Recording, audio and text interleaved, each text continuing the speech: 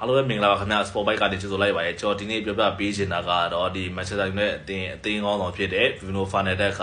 ဒီ Saudi Club ပေါ့နော် AEL အသင်းရဲ့ကန့်လန့်ချက်ကိုပယ်ချလိုက်ရဆိုပြီးတော့ဒီနေ့သတင်းတွေတက်လာတယ်ပေါ့နော်အစောပိုင်းတုန်းကဒီ Bruno ရဲ့ agent အနေနဲ့ဒီ AEL တို့ရဲ့ဒီ CEO တို့တွေ့ဆုံမှုတွေကဒီအပေါင်းလက္ခဏာဆောင်ခဲ့တယ်ဒီ Bruno ကလည်းဒီ AEL တွေကိုပြောင်းရွှေ့သွားမယ်ဆိုပြီးတော့AN တော်တော်လေးနီးစပ်နေရဆိုပြီးတင်းနေတောက်လျှောက်တက်နေကြပေါ့နော်နောက်ဆုံးဒီ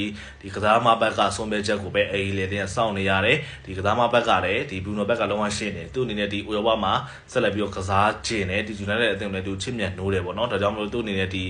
ဘယ်မှမပြောင်းဘူးဒီ United မှာပဲဒီဥရောပမှာပဲဆက်လက်ခြေချမယ်ဆိုပြီးတော့ဒီ AEL အသင်းရဲ့မက်လောက်စရာကန့်လန့်ချက်အားလုံးကိုပယ်ချခဲ့တယ်ဒီ United မှာပဲဒီအသင်းကောင်းဆောင်ဖြစ်ဒီ Bruno ကဆက်နေမယ်ဆိုပြီးတော့ဒါတကယ်ကိုသူ့ရဲ့ဆုံးဖြတ်ချက်ကိုဒီပြောကြားလိုက်တယ်ပေါ့နော်ဒါကြောင့်မို့လို့ဒီ Bruno ကလာမယ့်ရာသီမှာလည်း Manchester United အသင်းမှာပဲဆက်လက်ရှိနေမှာဖြစ်ပြီးတော့ဒီ Saudi Club ကိုလုံးဝပြောင်းရွှေ့အောင်မှာမဟုတ်ဘူးဒါအပြင်ဒီဥရောပမှာပဲဆက်လက်အခြေချမှာပဲဖြစ်တယ်ပေါ့နော်ဒါကတော့ Bruno